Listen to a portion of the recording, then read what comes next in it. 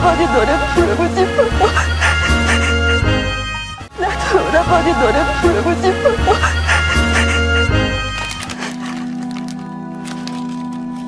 한 2년이면 되겠지. 내 섹시.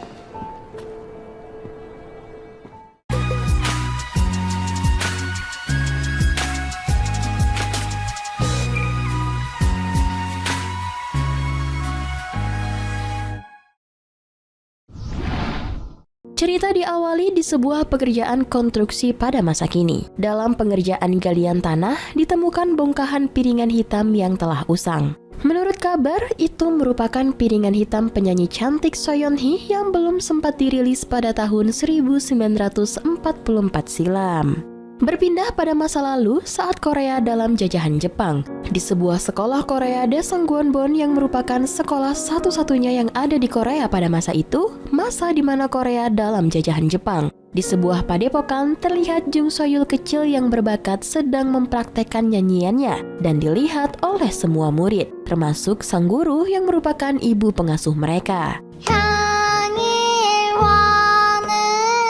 Saat istirahat di salah satu ruangan terdengar suara teriakan dari luar. Seorang ayah baru saja menjual anak gadisnya untuk dipekerjakan di padepokan Gwonbon tersebut. Yap, gadis kecil itu adalah So Yeon Hee. Sedang mencuci kain sambil bernyanyi, Yeon Hee dihampiri oleh Soyul dan mereka pun berkenalan. Mendengar suara Yeon Hee, Soyul mengajaknya untuk belajar di sekolahnya. Lalu akhirnya mereka pun dekat dan menjadi dua sejoli yang sangat akrab.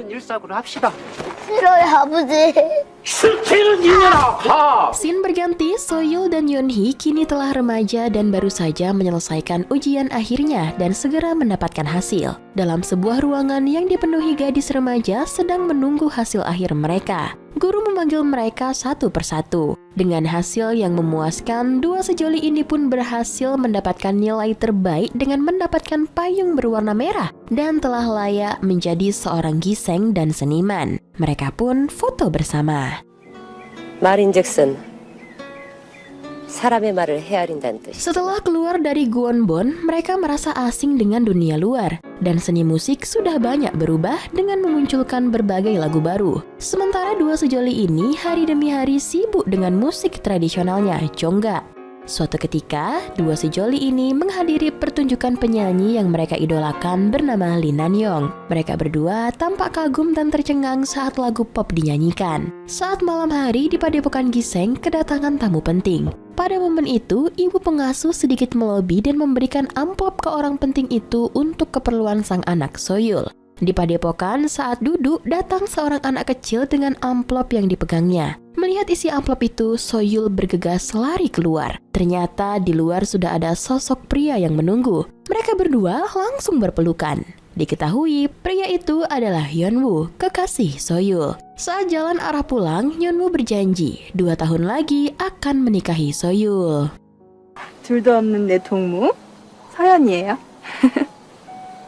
Keesokan paginya, ibu Soyul mendapat telepon dari seseorang kalau Soyul diundang untuk bernyanyi nanti malam jam 8. Saat Soyul sedang mempersiapkan diri, datanglah sang kekasih menjemputnya dan mereka pun pergi. Sontak kaget bahagia, ternyata sang kekasih membawa Soyul ke rumah sang idolanya, Lee Nan-yong yang merupakan teman Hyunwoo. Mereka bertiga lalu duduk sambil bercerita. Dalam cerita mereka, Soyul baru mengetahui kalau pacarnya Hyunwoo adalah seorang pencipta lagu terkenal. Sang idola meminta kepada Soyul untuk dinyanyikan lagu Jongga. Soyul pun mengabulkan permintaan sang idola. Setelah selesai, Soyul segera pulang. Dalam jemputannya, tampak Yeon Hee juga ikut menjemput Soyul. Namun Soyul menyuruh Yeon Hee untuk tetap tinggal, karena Soyul juga ingin memberikan kejutan agar Yeon Hee dapat bertemu langsung dengan idolanya. Scene berganti, Soyul yang mendapat undangan itu akhirnya datang dan menemui undangan tersebut. Ternyata undangan itu adalah dari gubernur Jepang, dan Soyul pun beraksi dengan menari dan nyanyian jonggaknya. Setelah selesai bernyanyi, Soyul dibawa ke suatu ruangan dan dia disuruh untuk membersihkan diri serta menggunakan pakaian yang telah disiapkan. Dengan kaget melihat itu, Soyul langsung menghadap ke gubernur Jepang dan menolaknya secara halus. Dia mengatakan yang bisa dipersembahkan hanyalah suaranya, tidak ada yang lain. Dengan rasa kesal, ia pulang dan menemui ibu pengasuhnya. Sambil menangis, ibu pengasuh itu mengatakan kalau seorang giseng dapat merekah, yaitu dengan cara memberikan apa yang diinginkan lelaki. Mendengar itu, Soyul pun pergi. Keesokan harinya, Soyul bertemu dengan Yunwoo di tempat makan. Dalam pertemuan itu, Yunwoo lagi-lagi berjanji agar Soyul menyanyikan lagu yang dia ciptakan nantinya. Dan saat sedang berjalan di tempat yang terlihat agak kumuh, Yunwoo memberi sedikit nasihat tentang musik. Kalau Jongga bukan lagu yang dibutuhkan untuk rakyat mereka yang sedang menderita. Tetapi lagu yang rakyat butuhkan adalah lagu yang dapat membangun semangat Joseon mereka. Setelah menghabiskan waktu berduaan, mereka pun pulang. Saat mengantar pulang, sang kekasih memberikan tiket konser Lee Nan-yong. Dengan senang melihat tiket konser itu, Soyul ingin mengajak Yeonhee. Ketika Yunwoo beranjak pulang, Soyul memanggil sang kekasih dari kejauhan lalu mengatakan dia akan menyanyikan lagu ciptaannya dan ingin menjadi semangat Joseon. Mendengar itu, Yunwoo langsung menghampirinya dan mencium Soyul. Keesokan harinya, mereka pun datang dan melihat konser sang idola. Di panggung setelah selesai nyanyi, Lee Nan-yong bercerita kalau dia beberapa hari yang lalu bertemu dengan penyanyi Jongga dan dia ingin lagi-lagi dinyanyikan sebuah lagu untuknya. Wanita itu pun dipanggil. Yap, sontak terkaget terheran-heran, yang dipanggil ternyata Yeonhee bukan Soyul. Mendengar suara Yeonhee, Yunwoo pun terkagum mendengarnya. 서연이 양? Scene berganti di sebuah restoran tampak Yunwoo dan Yeonhee sedang bertemu. Di tempat lain, Soyul tampak menikmati hari hujan. Sedang menikmati, lewatlah Yeonhee yang baru saja pulang setelah bertemu dengan Yunwoo. Dengan cemas, Yeonhee mengatakan semuanya kalau Yunwoo mau memproduksi piringan hitam untuk Yeonhee. Selain itu, Yunwoo ingin menjadikan Yeonhee penyanyi pop untuk menjadi semangat Joseon. Mendengar itu, Soyul pergi menjumpai sang kekasih. Setelah bertemu, sambil menangis, Soyul melampiaskan kekesalannya. Kenapa yang dipilih oleh Yunwoo adalah Yeonhee, bukan dirinya? Yunwoo pun meminta maaf kalau sekarang lagu yang dibuatnya lebih pantas untuk karakter suara Yeonhee. 나도 오라버니 노래 부르고 싶어서. Keesokan paginya, terlihat Yeonhee meminta izin ke sang guru untuk menjadi seorang penyanyi pop. Yeonhee pun pergi dan langsung rekaman bersama dengan Yunwoo. Di tempat lain, tampak Soyul sedang mengajar di sekolah giseng. Scene berlanjut, Yeonhee dengan dandanannya yang berbeda sedang menunggu Soyul. Soyul pun tiba dengan becak bertenaga manusianya. Dengan buru-buru, Yeonhee memberikan piringan hitam musiknya khusus untuk Soyul yang sudah rilis namun belum resmi, karena harus nunggu izin dari istana gubernur. Setelah itu, Yeonhee langsung pamit pergi. Suatu ketika saat Yeonhee tampil dengan lagu barunya, Soyul datang untuk melihat pertunjukan sahabatnya itu. Setelah acara selesai, mereka minum bersama untuk merayakan piringan hitam musik yang segera dirilis. Soyul yang ikut hadir diajak untuk bernyanyi dengan Yeonhee. Saat dua gadis itu bernyanyi, Yunwoo yang saat itu adalah kekasih Soyul malah melirik aneh ke arah Yeonhee. Seolah Yunwoo juga mempunyai rasa kepada Yeonhee. Acara telah berakhir, Soyul sudah di atas becak bertenaga manusia untuk pulang. Namun saat melihat bunga, tiba-tiba ia berhenti untuk membeli bunga dengan niat memberikannya kepada sang sahabat Yeonhee. Di tempat lain, tampak Yunwoo melihat Yeonhee yang saat itu kakinya sedang sakit akibat jatuh di belakang panggung waktu ia konser. Yunwoo pun langsung menggendong Yeonhee ke suatu ruangan untuk mengkompres kaki Yeonhee. Saat diobati, mereka berdebat. Yeonhee heran melihat Yunwoo kenapa tiba-tiba marah padanya. Suara keras Yunwoo pun terdengar oleh Soyul yang kembali datang untuk memberikan bunga kepada Yeonhee. Mendengar suara keras itu, Soyul lalu menghampiri mereka pelan-pelan. Dengan perasaannya yang begitu hancur, Soyul melihat tragedi itu. Sang kekasih bercumbu dengan sahabatnya sendiri. Ternyata marahnya Yunwoo karena ia merasa suka kepada Yeonhee, sahabat pacarnya. Melihat kejadian itu, Soyul terbaring lemas. Ia merasa semuanya telah hilang dan tidak mempunyai siapa-siapa lagi. Setibanya di rumah dengan rasa yang hancur parah, Soyul menggunting rambutnya dan itu dilihat oleh ibu pengasuhnya. Soyul mengatakan kalau ia mau melakukan apa yang ibu pengasuhnya inginkan. 한 2년이면 되겠지. 내 색시. tempat lain, Yeonhee dan Yeonwoo beserta rekan tampak sedang mempersiapkan piringan hitam untuk segera dirilis. Suatu ketika dengan perasaan yang hancur, Soyul dengan dandanan yang berbeda mendatangi kediaman gubernur Jepang dan bertemu. Saat bertemu, ia mengatakan kalau ia mau menjadi seorang penyanyi. Mendengar itu, sang gubernur tanpa banyak cakap langsung menikmati aroma tubuh Soyul. Soyul yang hancur hanya bisa pasrah dan terpaksa menjadi selir sang gubernur Jepang itu. Sementara di istana gubernur, piringan hitam milik Yeonhee yang segera dirilis akhirnya ditolak. Piringan hitam yang sudah banyak dicetak pun dibuang oleh petugas gubernur. Yeonhee dan Yeonwoo serta rekan yang melihat itu berusaha melarangnya. Namun dengan rasa yang teramat kesal, Yeonwoo malah membantu menyiramkan bensin dan membakar piringan hitam itu. Yap, kalian pasti tahu ya kenapa piringan hitam Yeonhee yang segera dirilis akhirnya ditolak. Ya, itu karena Soyul dengan perasaannya yang hancur mencari cara untuk bisa menghancurkan kedua orang terdekatnya. Alias di sini Soyul melakukan balas dendam atas rasa sakit yang ia terima. 오라버니 노래 부르고 싶어.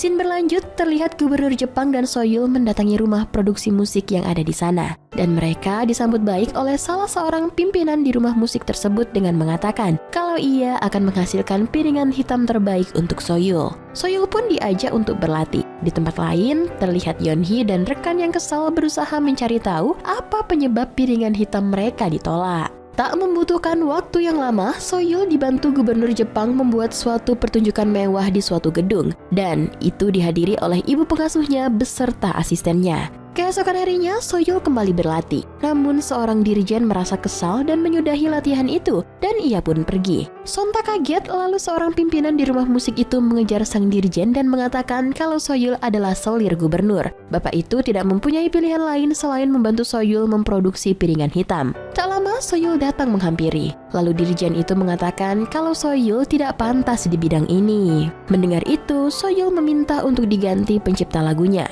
Yap, dia meminta Yeonwoo lah yang akan menjadi pencipta lagunya. Scene berganti, tampak Yeonwoo sedang mabuk di sebuah tempat minum. Di sana juga dihadiri oleh tentara Jepang. Melampiaskan rasa kesalnya, Yeonwoo pun memainkan alat musik yang ada di tempat itu. Mendengar lantunan musik Yeonwoo, tentara emosi dan memukul Yeonwoo. Yeonwoo yang tumbang akhirnya bangkit dan memukul kepala tentara itu dengan botol minumannya. Singkat cerita, Yeonwoo akhirnya dipenjara karena perkelahian itu. Di tempat lain, Soyul dengan rasa galaunya mendengarkan piringan hitam Yeonhee yang dulu pernah diberi secara khusus untuk Soyul. Keesokan harinya, Soyul mendatangi Yeonwoo di penjara. Setelah bertemu, Soyul menenangkan Yeonwoo dengan berkata kalau Soyul yang masih cinta itu akan mencari cara untuk mengeluarkan Yeonwoo. Lalu tiba-tiba Yeonwoo malah menanyakan kabar Yeonhee kepada Soyul. Mendengar itu, Soyul pun kesal. Lalu Soyul pun pergi ke rumah produksi Yeonhee dahulu. Tak sengaja di sana Soyul bertemu dengan rekan Yeonhee yang menghindari lilitan hutang. Lalu ia memberikan amplop kepada Soyul agar amplop itu diberikan ke Yeonhee atau Yeonwoo. Yap, amplop itu adalah surat izin untuk keluar negeri, serta visa Italia Yeonhee dan Yeonwoo. Mendengar itu semua, Soyul esoknya kembali datang ke penjara. Lagi-lagi, Yeonwoo menanyakan kabar Yeonhee. Soyul yang mengetahui mereka akan pergi memeluk Yeonwoo. Dalam pelukan itu, Soyul tidak mau Yeonwoo pergi. Ia juga mengungkit janji yang dulu pernah diucapkan Yeonwoo padanya. 내 마음 절대로 변하지 않아. Scene berlanjut, Yeonhee yang dapat undangan dari Soyul datang memenuhi undangan itu. Mereka pun kemudian bertemu. Yeonhee diajak Soyul untuk tetap bernyanyi. Namun ternyata itu adalah upaya balas dendam Soyul, di mana Yeonhee disuruh menjadi penyanyi di tempat hiburan bebas yang ada di daerah itu. Yeonhee yang sedang menyanyi akhirnya disekap dan berusaha diperkosa. Yeonhee yang melawan berhasil menusuk orang itu hingga mati. Yeonhee pun pergi ke padepokan tempat ia sekolah dulu dengan keadaan sakit. Ia pun dirawat oleh ibu pengasuh mereka. Tak lama kemudian datanglah para tentara Jepang untuk mencari Yeonhee karena telah membunuh salah seorang tentara. Dalam pencariannya, Soyul menghadang dan mengancam tentara itu dan menyebut kalau ia adalah selir gubernur Jepang. Yeonhee terbaring mendengar ucapan Soyul itu. Malamnya, mereka pun berdebat. Yeonhee yang sudah tahu semua berusaha pergi dan menjauhi Soyul. Di luar padepokan, Soyul mengejar dan melarang Yeonhee untuk jangan pergi. Namun, Yeonhee tetap kekeh untuk pergi. Lalu mereka pun berdebat dan saling menyalahkan. Soyul yang selalu baik kepada Yeonhee dari kecil, rasanya wajar kalau Soyul marah saat ini. Udah tahu Yunwoo adalah pacarnya, tapi Yeonhee masih juga mepet Yunwoo. Akhirnya Yeonhee ditembak oleh tentara Jepang yang sedang mengejarnya. Yeonhee pun langsung tewas seketika. Melihat itu, Soyul berteriak dan menangis seolah tak terima sahabatnya malah mati. Setelah berapa lama Yeonhee meninggal, Yunwoo akhirnya bebas dari penjara dan langsung mencari keberadaan Yeonhee. Dalam pencariannya, Yunwoo baru mengetahui kalau Soyul adalah selir sang gubernur Jepang itu. Dengan hati yang panas membara, Yunwoo datang menemui Soyul dan menanyakan Yeonhee. Soyul yang tenang lalu menyanyikan sebuah lagu untuk Yunwoo, Cinta dan Dusta. Dalam pelukan, Soyul mengatakan kalau Yeonhee sudah mati. Dengan hati yang sangat marah, Yunwoo mencekik Soyul. Tak lama datang para tentara untuk menyelamatkan Soyul. Setelahnya, Soyul meminta kepada Yunwoo agar menciptakan lagu untuknya. Dalam tangisan, Yunwoo berusaha menulis lagu untuk Soyul. Dan saat itu juga, rakyat Korea telah merdeka. Suatu hari di rel kereta, tampak Yunwoo sedang halu bertemu dengan Yeonhee di sebuah rel kereta api. Yunwoo lalu menghampiri Yeonhee dengan melewati rel kereta itu. Scene berganti memasuki tahun 1991. Album Yeonhee yang ditemukan akhirnya diperbaiki dan menjadi lagu legendaris Semangat Joseon. Dan lagu ini akan segera bisa diputar. Di sebuah tempat, tampak Soyul yang sudah tua datang menjumpai seorang wartawan. Dan dia mengaku kalau dialah Yeonhee itu. Tak lama, Soyul yang mengaku Yeonhee itu akhirnya bernyanyi pada acara di salah satu televisi. Di sebuah taman, saat berjalan, Soyul yang tua tampak kembali flashback. Ia mengingat Yunwoo yang dulu pernah menciptakan lagu untuknya. Serta ia juga mengingat sosok sang sahabat. Yap, dengan begitu, cerita pun berakhir.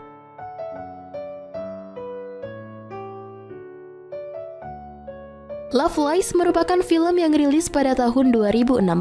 Film yang menceritakan tentang perselingkuhan ini berhasil membuat seluruh wanita yang menjadi penonton merasakan patah hati yang teramat dalam. Sakitnya dihianati oleh orang kepercayaan kita sendiri membuat seisi dunia ini menjadi tak ada artinya lagi. Ya, jangan ditanya lagi lah ya. Jika kalian menonton film ini sudah pasti kalian akan kecewa, menangis, dan tidak bisa tidur merasakan perihnya diselingkuhi. Namun kalian akan merasa sangat puas karena sang karakter utama memilih balas dendam dan tidak hanya hidup dalam lubang kesedihan. Digarap oleh sutradara Park Hang-sik, film sedih ini naskahnya ditulis oleh Ha Young-jun, Song Hye-jin, dan Jeon Yeon-soo. Diperankan oleh jajaran artis Korea yang aktingnya sudah tidak perlu diragukan lagi, yakni Yoo Yeon-suk, Han Hyo-joo, dan Chun Woo-hee sebagai pemeran utamanya. Selain naskah ceritanya yang sudah memilukan, back song dan lagu-lagu yang ada di dalam film ini turut menciptakan suasana yang makin kelam dan menyedihkan. Masuk pada penilaian, Biro Perfilman UBR Media memberi rating film Love Lies 7,4.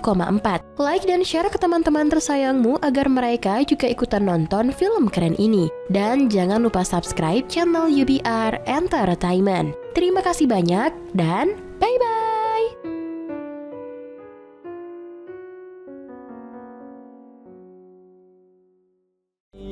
Engkau kini bukanlah untukku, sungguh ku tahu ingin ku telah jauh.